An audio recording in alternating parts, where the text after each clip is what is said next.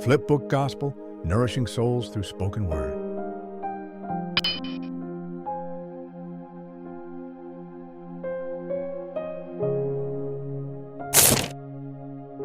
The sun hung low over the cities of Sodom and Gomorrah, casting a golden glow over the bustling streets. Laughter and music filled the air, but beneath the surface, darkness lurked. These cities, once thriving, had become a place of wickedness and corruption, where justice was ignored and sin ruled the hearts of men.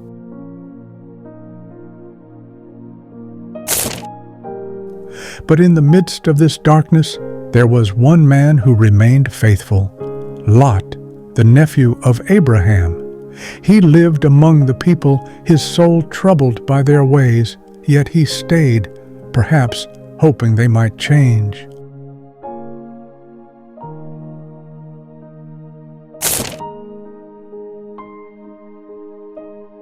Far away, on the hills overlooking the valley, Abraham stood before the Lord. He had heard of the city's wickedness, and now God had revealed His plan. Judgment was coming. "Will you really sweep away the righteous with the wicked?" Abraham pleaded. "What if there are 50 righteous people in the city?"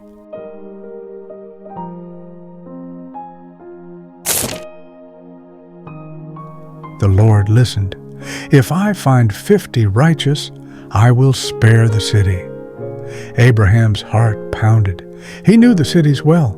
Their sin was great, but surely there must be some who were good. He pressed further. What if there are 45, 40, 30, 20, 10?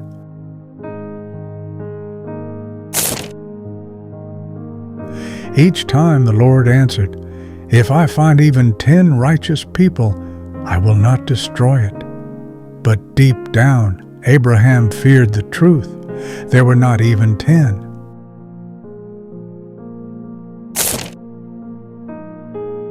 That evening, as the sun dipped behind the horizon, 2 heavenly visitors arrived at the gates of Sodom. Lot, sitting nearby, recognized them immediately. He bowed low and insisted they come to his house, offering them shelter for the night.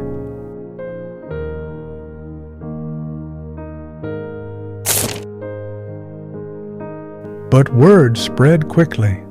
Soon, the men of the city gathered outside Lot's home, pounding on the door, demanding that he bring the visitors out to them.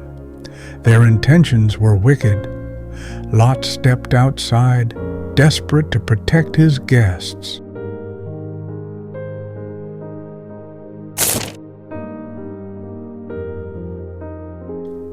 "Please, my brothers, don't do this wicked thing," he pleaded.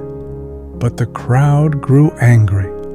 "Get out of our way," they shouted. "Who do you think you are, judging us?" Then, suddenly, a blinding light. The angel struck the men with supernatural blindness, causing them to stumble in confusion. Turning to Lot, they spoke with urgency.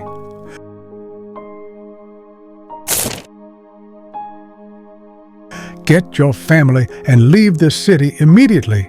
The Lord has sent us to destroy it." Lot hesitated, his heart torn. His life was here, but the angels grabbed his hand and the hands of his wife and daughters and led them out of the city. "Run for your lives," they commanded. "Do not look back and do not stop anywhere in the valley."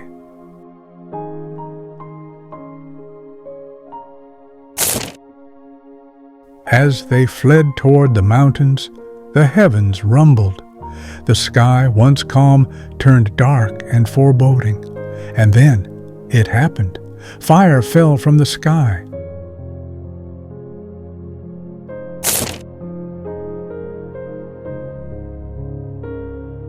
Burning sulfur rained down upon Sodom and Gomorrah. The flames roared, consuming everything: the homes, the streets, the people. The cities, once filled with laughter and life, were reduced to ash and ruin.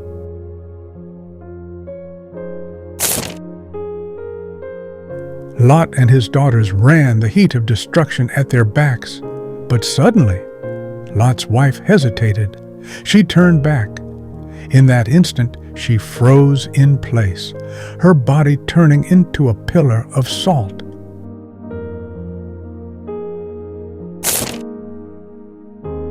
Lot and his daughters pressed on, reaching the safety of the mountains. There, from a distance, he looked back and saw thick smoke rising from the valley, like a furnace burning through the night.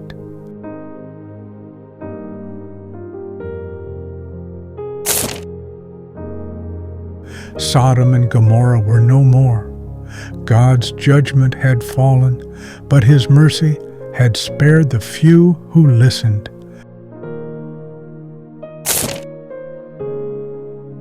And so, the story of these cities became a warning for generations to come, a reminder that while sin may flourish for a time, God's justice will not be ignored.